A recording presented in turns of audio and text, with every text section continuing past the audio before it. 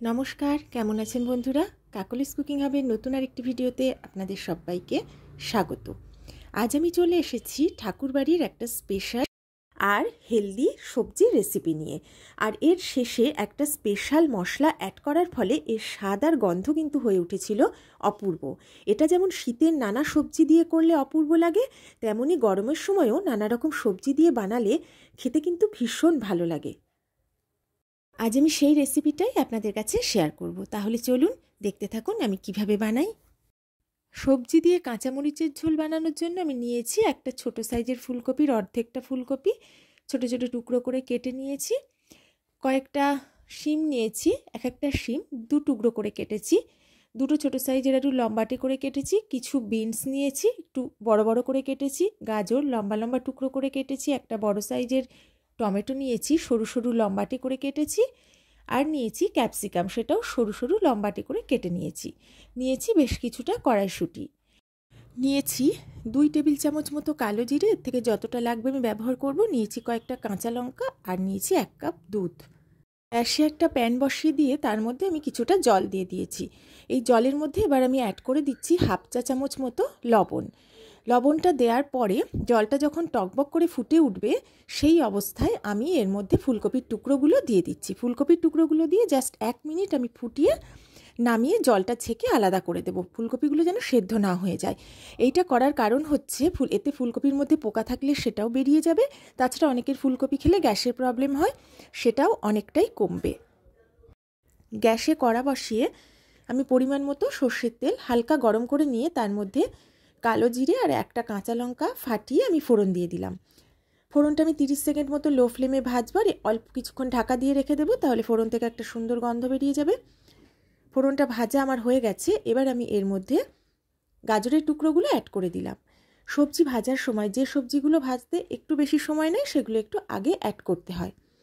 এবার নেড়ে চেড়ে আমি ভালো করে ভেজে নিচ্ছি। আর এই রান্নাটায় তেলটা একটু বেশি পরিমাণ দিলেই ভালো হয়, কারণ আমি কোনো রকম মশলা ব্যবহার কিন্তু প্রথম থেকে করছি না। একটা বিশেষ মশলা আমি ব্যবহার করব, যার জন্য এই সবজি রান্নার ঝোলের স্বাদটা হবে অসাধারণ, গন্ধটাও হবে অপূর্ব। এবার আমি এর মধ্যে অ্যাড করে দিচ্ছি বিনস দিয়েও আমি কয়েক সেকেন্ড একটু নেড়ে চেড়ে ভেজে নিচ্ছি।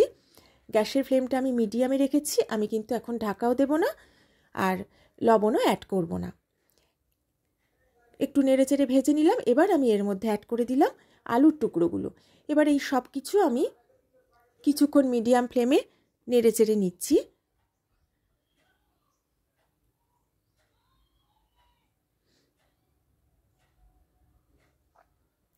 এবার আমি এটাকে ঢাকা দিয়ে 30 সেকেন্ড মতো একটু রান্না করে নেব।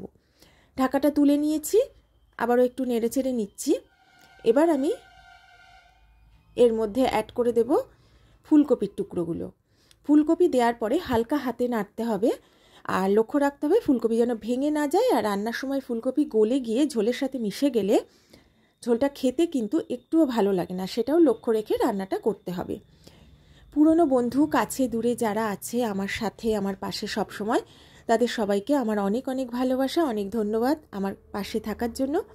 আর নতুন যারা প্রথম আমার ভিডিও দেখছেন, তাদের আমার ভিডিও যদি ভালো লাগে তাহলে অবশ্যই আমার চ্যানেলটা সাবস্ক্রাইব করে আমার পাশে থাকবেন।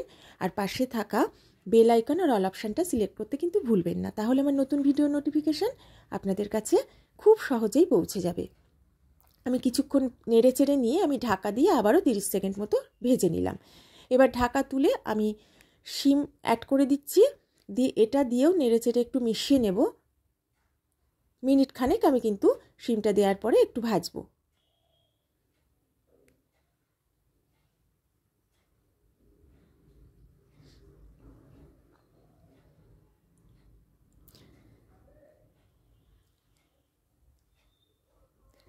শিমটা দিয়ে নেড়ে চেড়ে নিয়ে এবার আমি ক্যাপসিকাম অ্যাড করে দিলাম। ক্যাপসিকামটা দেওয়ার পরে আমি এবার মিশিয়ে নিচ্ছি। দিয়ে আমি কিন্তু এতক্ষণ লবণ অ্যাড করিনি। এবার আমি এর মধ্যে একটু লবণ অ্যাড করব স্বাদ মতো। লবণ ঝালটা অবশ্যই আপনারা আপনাদের স্বাদ মতো দেবেন। এই রান্নাটা একটু ঝাল ঝাল মিষ্টি মিষ্টি হলেই ভালো হয়। আমি মিষ্টিটা পরে অ্যাড করব। আমরা যেহেতু ঝালটা একটু কম খাই, আমি একটু কম দিয়েছি। আপনারা অবশ্যই আপনাদের স্বাদ মতো দেবেন। আমি এবার সব শেষে টমেটো কুচিটা অ্যাড করলাম। টমেটো কুচিটা কিন্তু প্রথমে অ্যাড করলাম না, তার কারণ প্রথমেই টমেটোটা গলে গেলে আমার সবজিগুলো ভালোভাবে ভাজা হবে না। তারপরে আমি কড়াইশুঁটি অ্যাড করে দিলাম। শীতের সময় বাজারে অনেক সুন্দর সুন্দর সবজি পাওয়া যায়, যে কোনো সবজি দিয়ে আপনারা এই রান্নাটা করে দেখবেন। একদম হালকা, অথচ খেতে কিন্তু ভীষণ ভালো লাগে। দুপুরবেলা গরম ভাতের সাথে এটা হলে আমার মনে হয় অন্য কিছু খুব একটা না থাকলেও ভালো হয়, এতেই কিন্তু অনেকটা ভাত খাওয়া হয়ে যাবে। আমি এবার নেড়ে চেড়ে বেশ খানিকক্ষণ ভেজে নিলাম, মিনিট খানেক মতো ভেজে নিয়েছি। মিনিট 2-3 আমি ঢাকা দিয়ে রান্না করে নিয়েছি। মাঝে ঢাকা তুলে একবার নেড়েও দিয়েছি যাতে তলায় লেগে না যায়। এবার এতে অল্প পরিমাণ হলুদ গুঁড়ো অ্যাড করে দিলাম।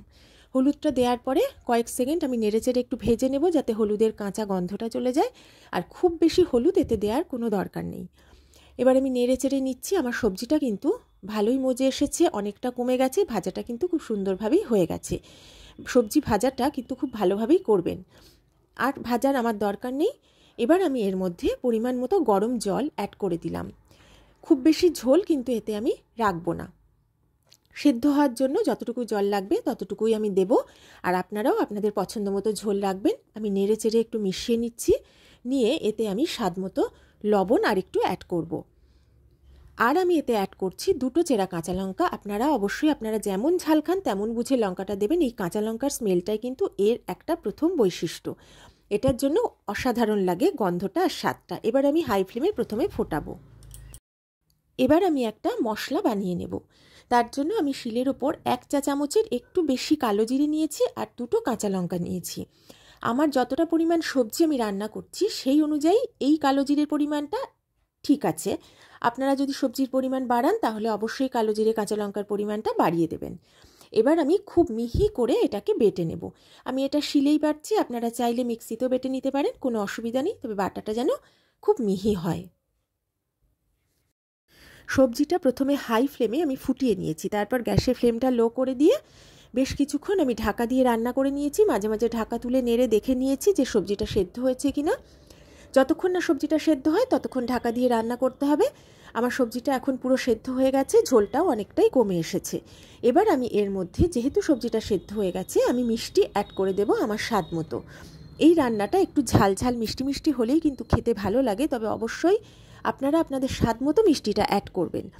আর যেহেতু সবজি রান্না, তাই রান্নাটা একটু মিষ্টি হলেই কিন্তু টেস্টটা খুব ভালো আসে। এবার যেহেতু চিনি দিলাম তাই একটু হালকা হাতে নেড়ে দিয়ে আমি কিছুক্ষণ ফুটতে দেব।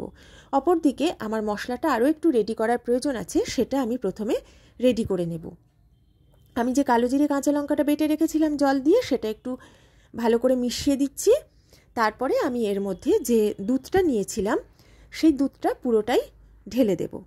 এটা দেওয়ার পরে খুব ভালো করে কালো জিরের সাথে মিশিয়ে একটা সুন্দর মিশ্রণ আমি তৈরি করে নেব। আমি যে স্পেশাল মশলাটার কথা বলেছিলাম, এটাই সেই স্পেশাল মশলা যেটা আমার এখন রান্নায় ব্যবহার করার জন্য সম্পূর্ণ রেডি হয়ে গেছে। মিষ্টিটা অ্যাড করার পরে আমি 1 মিনিট মতো ফুটিয়ে নিয়েছি। তারপরে আমি যে মশলাটা রেডি করেছি সেটা এর মধ্যে অ্যাড করে দিলাম। এবার গ্যাসের ফ্লেমটা হাই করে দিয়ে আমি মিনিট খানিক ফোটাবো। এই কালো জিরের যে মিশ্রণটা আমি দিলাম, এটা দেওয়ার পরে খুব বেশি কিন্তু ফোটাতে নেই, তাহলে কালো জিরের একটা সুন্দর গন্ধ আছে সেটা নষ্ট হয়ে যায়। আর যেহেতু দুধটা ঠান্ডা দিয়েছি তাই এটা একটু তো ফোটাতে হবেই, তাই 1 মিনিটই যথেষ্ট। এবার একটু হালকা হাতে আমি মিশিয়ে দিচ্ছি, দিয়ে এটাকে হাই ফ্লেমে ফুটিয়ে নেব। আর এই মশলাটা অ্যাড করার পর অন্য কোনো কিছু কিন্তু আর অ্যাড করার দরকার নেই। এই স্পেশাল মশলাটাতেই কিন্তু এর স্বাদ আর গন্ধ হয়ে উঠেছিল অসাধারণ।